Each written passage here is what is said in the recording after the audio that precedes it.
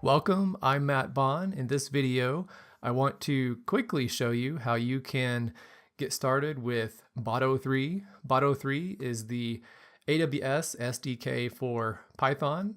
If you go out to GitHub /Boto/Boto3, you can see this is an open source project, so the source code is freely available. I'm going to walk you through the steps that are outlined in the README out there in GitHub so that you can set up Boto3 and start using it from your Python code.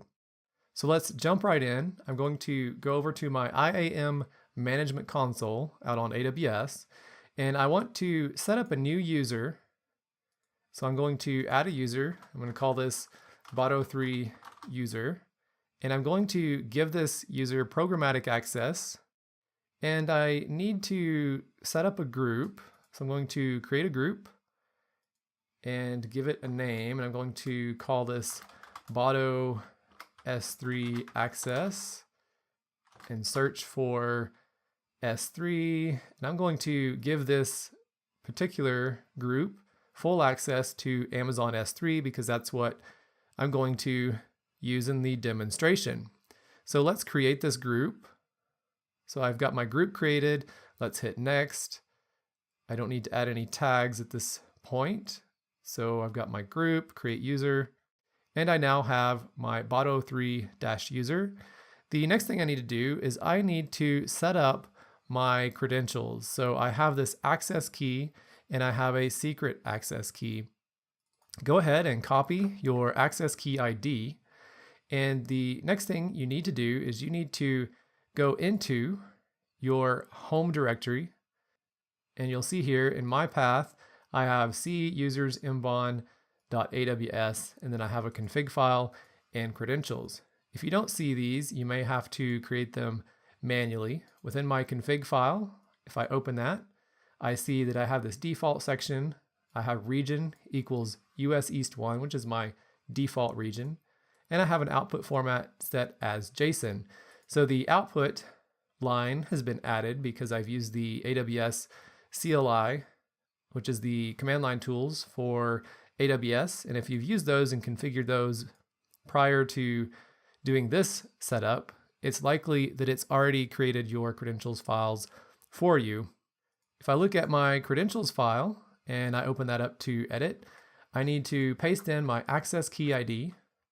And I need to go back and also get my secret access key. And I'm going to paste that here, and I'll save these files and minimize that. Now what I want to do is I am using PyCharm, which is a Python IDE. I'm going to open PyCharm. If you don't have PyCharm installed, you can see one of my previous videos that will walk you through installing Python and PyCharm on your local computer. I'm going to create a new project. I'm going to call this Boto3 demo and click create. It'll take it just a minute as it sets up my virtual environment. So I have my Boto3 demo project over here in my Project Explorer. I'm going to add a new file to this project. And I'm going to call it Boto3demo.py. So I have this empty file here. Before I get too much into writing some code, let's go to our terminal. And I want to use pip, which is the Python package manager. And I want to make sure that I have Boto3 installed. So you want to do pip install Boto3. So my Boto3 installation completed. The first thing now I want to do is when I start writing my code is I want to import Boto3. And then the next thing I'm going to do is I'm going to create a resource called S3, and I'm going to do equals Boto3.resource S3. And so when you get a Boto3 resource, a resource generally corresponds to an AWS service. So that could be S3 or something like EC2. So now maybe I want to try to list all of my S3 buckets in my account. So how would I do that?